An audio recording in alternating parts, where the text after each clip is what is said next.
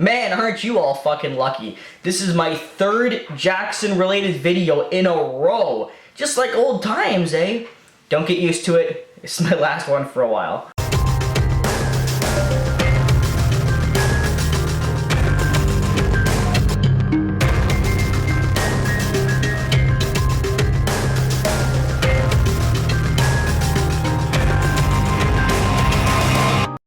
So I did a live stream last night, which actually ended up being incredibly fun, and during it we decided to watch the Michael Jackson Searching for Neverland movie.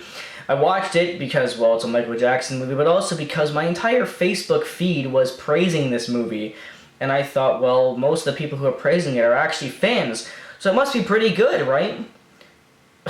I have severe fucking problems with this movie. I can't even... Okay, where do I even start? First of all, Navi. Navi. This guy bugs me. For those of you who don't know, I have seen Navi and I've met Navi. Navi is one of the most narcissistic people I know because he's got a huge ego and very low self-esteem. Huge ego because he's actually gotten even worse lately, but he's always been like, oh, I'm the best impersonator, I'm #1. Oh, but Matt, every impersonator calls himself #1. Correct.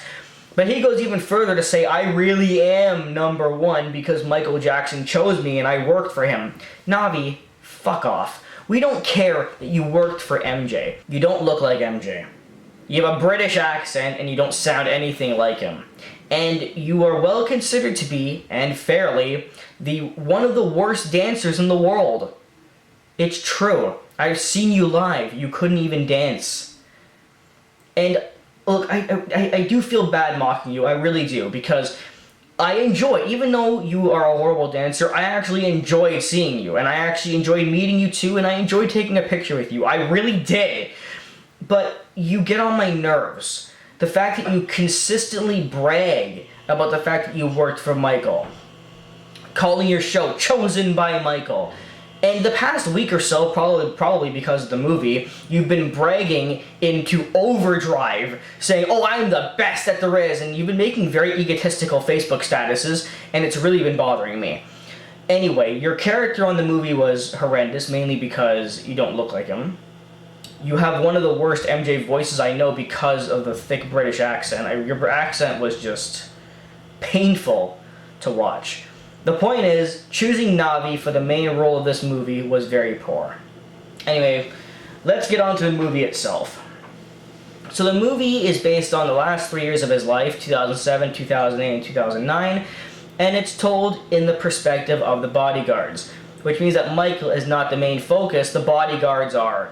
See, when I went into this movie and I was told that the main focus was from the bodyguards, from their perspective, I thought, well, okay, it's from their perspective, but at least Michael will be the main focus. He's not. Michael is more or less just there, playing with the kids for like the first hour and a half of the movie. Yes, an hour and a half. The movie's only an hour and 40 minutes, and the first hour and 30 minutes is him just acting like a lunatic, breaking a camera, and for the most part just playing with the kids. Now, granted, between 2007 and 8 and 9, before he rehearsed, a lot of that time was spent family stuff, and I get that. But the problem is that this movie was advertised as a check out what Michael really went through. Check out what happened in the events leading up to his death.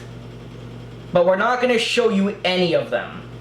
I expected to see a movie, yes, told from the bodyguard's point of view, but have Michael the main focus. Not the bodyguards. Not the bodyguard's opinions. Not the bodyguard's struggles with protecting him. Not the bodyguards being upset about the fact that they're not being paid by Michael.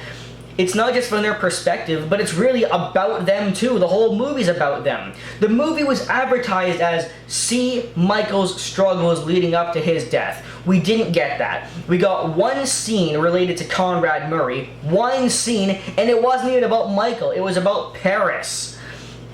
We saw nothing in regards to drug use. We saw nothing in regards to his inability to sleep and the events leading up to the rehearsals and how he struggled during the rehearsals and how he died after the rehearsals.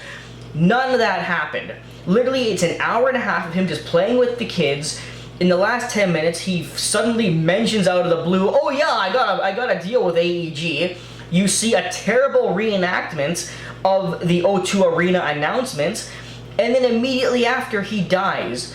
Now, again, I get it. It's from the bodyguard's point of view, and therefore, they wouldn't show all of this stuff because they weren't around anymore at the time. But that's part of the problem, because of this, the movie consistently gives off a feeling that the bodyguard's point of view is what's being told as a way to save time. Like, well, we don't really want to show Michael struggling in his bed and talking to Murray and all this stuff.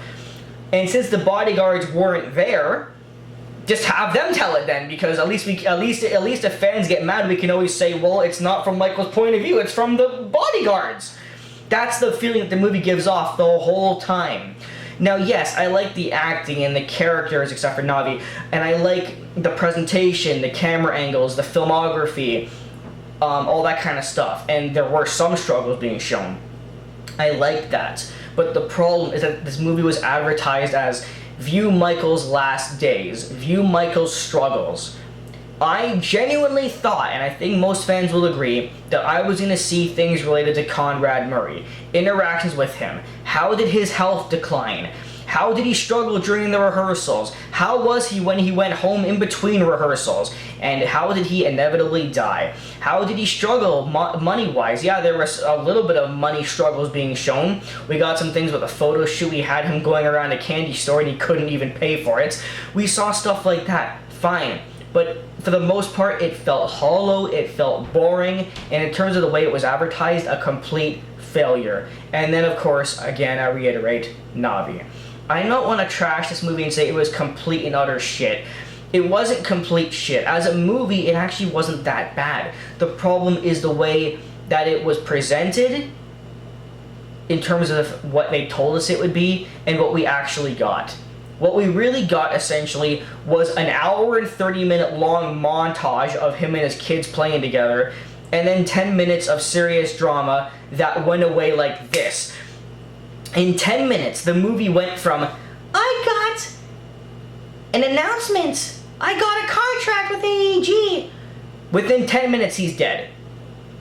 Too quickly, it went too slow, and then too rushed at the end. And again, I understand why, but I don't agree with the reasoning because I feel, as I said, that the bodyguard's point of view was only being shown for the purpose of skipping those parts. I do think a lot of fans will agree with me that the movie was pushed as how did he die and what were his struggles leading up to his death. And we simply didn't see that. The name Searching for Neverland is essentially a metaphor, well, searching for home, searching for death, searching for relief, searching for a way to relax, you know, a metaphor, not literally searching, oh, Neverland's in California, where is it? No, he means searching for Neverland and searching for his peace. But we didn't really see that either. We didn't see him searching for his peace. We saw him struggling, acting like a lunatic, playing with the kids, ripping the camera off the wall, and we saw weird things like that, some behavioral stuff. And then we see Murray for literally 1 minute in the movie. Like, look, point is, I understand a lot of how they portrayed it, but I just didn't like it.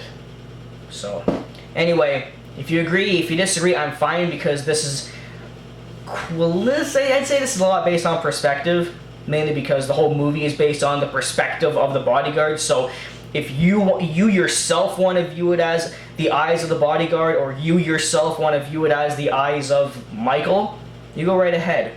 I'm viewing it as I'm viewing it through the eyes of a fan and wanting to see events leading up to his death, and I simply didn't.